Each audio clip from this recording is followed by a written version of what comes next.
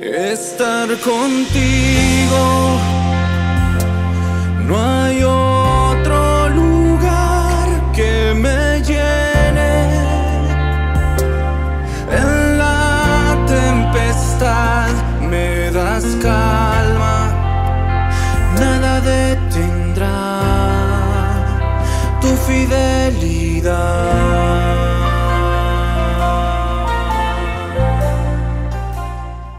Hermanos, ¿cómo están? Buenos días. Hoy ya 14 de enero continuamos aprendiendo la palabra de Dios a través del TCD. El día de hoy vamos a hablar sobre Marcos capítulo 6 del 1 al 13. Dice: el evangelio anunciado con poder. Jesús salió de allí y vino a su tierra y lo seguían sus discípulos.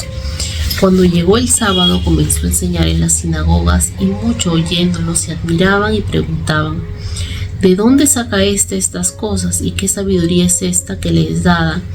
¿Que estos milagros que por sus manos son hechos? ¿No es este el carpintero, hijo de María, hermano de Jacobo, de José, de Judas y de Simón? ¿No están también aquí con nosotros sus hermanas? Y se escandalizaban de él.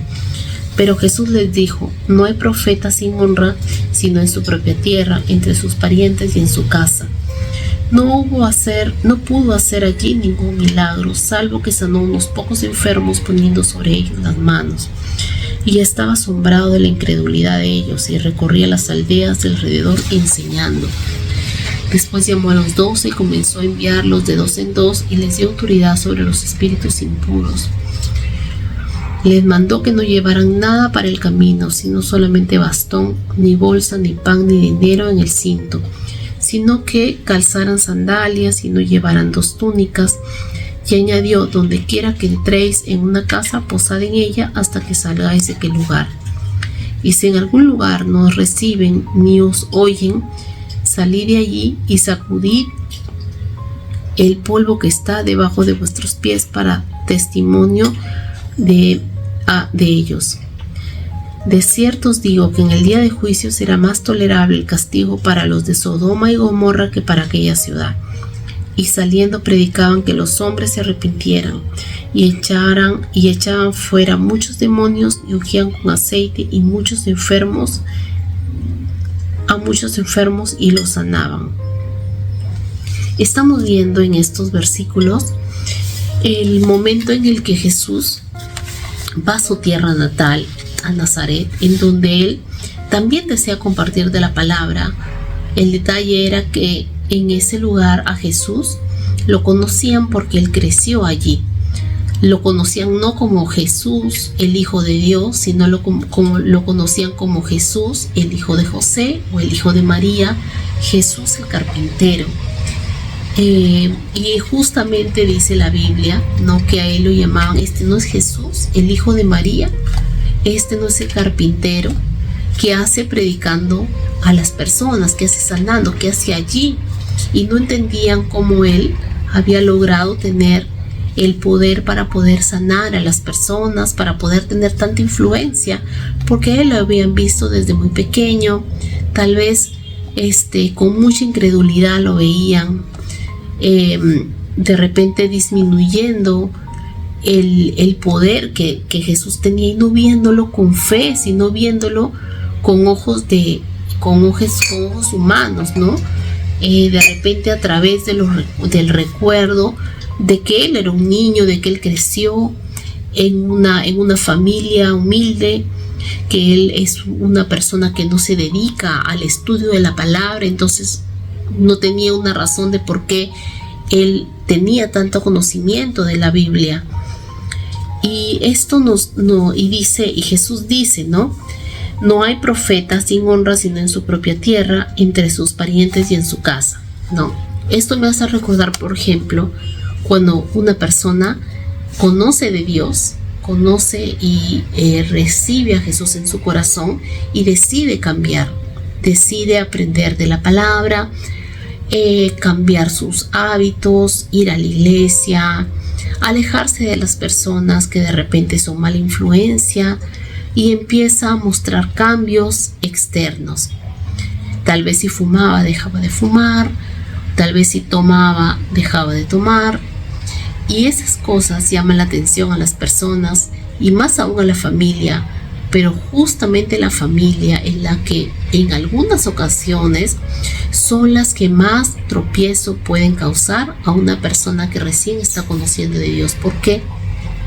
Porque la familia no lo conoce como de repente el pastor o los hermanos conocen a esta persona como es un creyente convertido, alguien que está creciendo en la palabra de Dios, tal vez una persona que está creciendo en un liderazgo, que está tomando autoridad de la palabra, que está enseñando, está madurando. No, sino lo ven como el hijito menor, lo ven como el hermano, lo ven como el hijo, el esposo, la esposa, y no le dan el lugar que Dios sí le da. Y muchas veces en esas ocasiones es que escuchamos: ¿y tú por qué estás así? O ves, estás yendo a la iglesia y por eso te están cambiando, o qué, o cosas similares que muchas veces hacen caer a la persona o hacen desanimar al que está creciendo, ¿no? Por ejemplo, muchas veces hemos escuchado: ¿no ves? Por eso estás yendo a la iglesia, o ves, siendo cristiano, cómo te comportas cuando de repente una persona se molesta yendo a la iglesia o actúa de ciertas formas que de repente a la familia le genera esta actitud de juzgamiento, de señalar, de criticar, ¿no? ¿Por qué? Por la confianza, por la cercanía, porque no lo ven de repente con ojos de fe, con ojos espirituales, sino lo ven con esta mirada cercana, familiar, ¿no? Que muchas veces nos aleja de lo que Dios nos quiere mostrar a través de estas personas. Y fue lo que pasó con Jesús. Jesús se acercó a su pueblo, ¿no? A su pueblo natal, para poder sanar a las personas, porque también tenía misericordia de ellos. Pero desgraciadamente no logró sanar a nadie, porque esas personas estaban cegadas mirándolo a él como hombre y no mirando que también él era Dios, no creyendo en sus palabras, sino viéndolo de repente de una forma tan limitada como la persona, como el carpintero, como el hijo de alguien, pero realmente él era Jesús, el Hijo de Dios. Él era Jesús, un hombre, pero Dios viviendo en esa persona. Y eso también nos enseña a poder mirar las cosas de una forma, no de repente a nuestros ojos naturales, sino a los ojos espirituales, a los ojos de Dios, como Dios quiere que nosotros veamos a las personas. No solamente con unos ojos, con nuestra propia vista, con nuestras propias creencias, sino más allá de lo que podamos nosotros creer. Y Jesús sí, definitivamente fue carpintero, pero él conocía la palabra, él tenía la sabiduría de Dios, por eso que tenía tanta facilidad de enseñar, de mostrar el evangelio de la manera como solo él podía hacerlo, porque él era Dios, Dios estaba en él. Y podía dar este mensaje con tanta libertad, con tanta autoridad, porque él era Dios.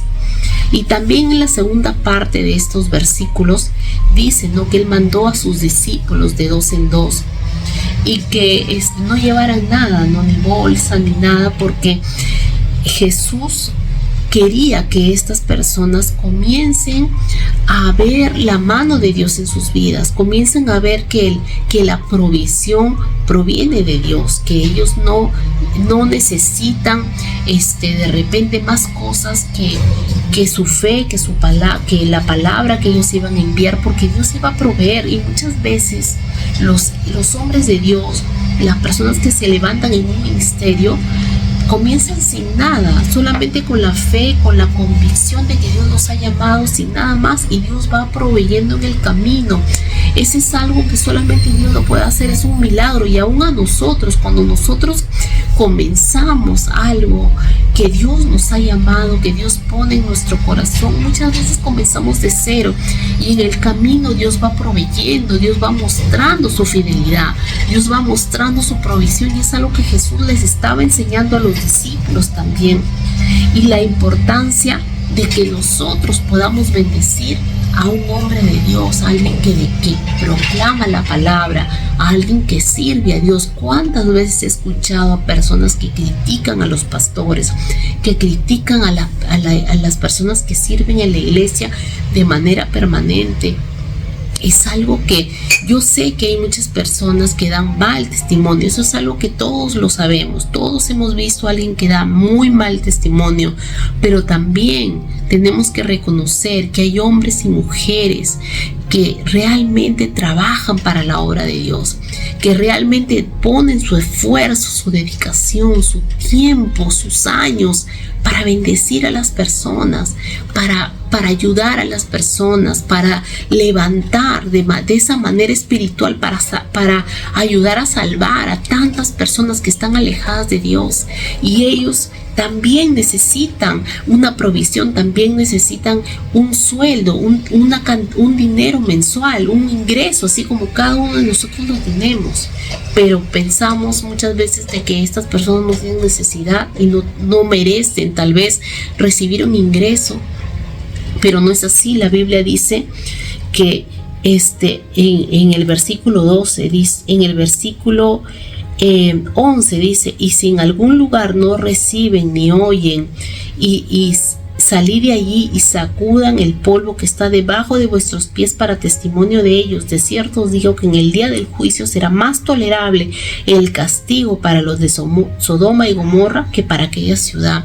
Estemos atentos cuando un hombre de Dios, cuando un siervo de Dios pisa nuestra casa, está con nosotros, tenemos la oportunidad de bendecir a esta persona y nosotros le cerremos la puerta o seamos de repente no tengamos la sabiduría de poder bendecir a esta persona cuando Dios pone la oportunidad. Si Dios está poniendo una oportunidad de bendecir a alguien que sirve a Dios, a una persona, a un siervo de Dios, entonces aprovechemos la oportunidad, porque esta persona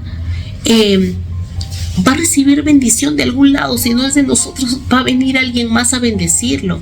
Pero quien pierde la oportunidad, la bendición de servir a esta persona, somos nosotros, porque Dios no olvida. Dios no es deudor de nadie y Él no olvida el servicio, el apoyo, la provisión, la bendición que nosotros damos, la ayuda que nosotros damos a sus hijos, a sus siervos. Y es algo que nosotros tenemos que recordar. Entonces es algo muy importante, hermanos, que nosotros recordemos esto. Dios nos ha llamado a bendecir, nos ha llamado a hacer la extensión de su reino y también nos ha llamado a hacer ese apoyo, esa ayuda a las personas, a los siervos de Dios que se dedican, que trabajan, que se esfuerzan en enseñar la palabra, en bendecir a las personas. Mientras nosotros tenemos un trabajo secular, ellos están yendo de pueblo en pueblo, de ciudad en ciudad, de casa en casa, proclamando, bendiciendo, formando a las personas. ¿Para qué? Para que vengan a Jesús. Y eso es algo que nosotros nos corresponde bendecir. No perdamos la oportunidad de bendecir a un siervo de Dios. No cerremos la puerta a quien proclama y declara la palabra de Dios. Y aún más, si sirve a Dios a tiempo completo, con más razón, hay que bendecir a esas personas y veamos lo que nosotros recibimos de parte de Dios, porque Dios no olvida cuando nosotros bendecimos a sus hijos. Amén. Vamos a orar. Gracias, Señor, por este tiempo, por esta palabra que hemos recibido. Señor, gracias por tu bondad, porque tú nos haces recordar, Dios, el corazón que nosotros debemos tener de amor, de misericordia, de compasión, Señor, de fe, de sabiduría, que tú nos llamas a tener, Señor, conforme tu palabra.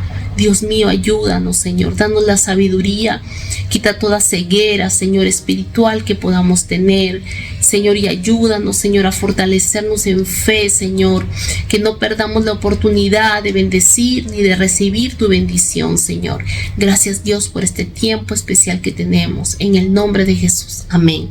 Gracias, hermanos, gracias por estar siempre atentos a este canal y siempre poder escuchar la palabra de Dios y seguir aprendiendo a través de la palabra de Dios y del TCD. Muchas gracias, muchas bendiciones y hasta una próxima oportunidad. Hasta luego. estar contigo.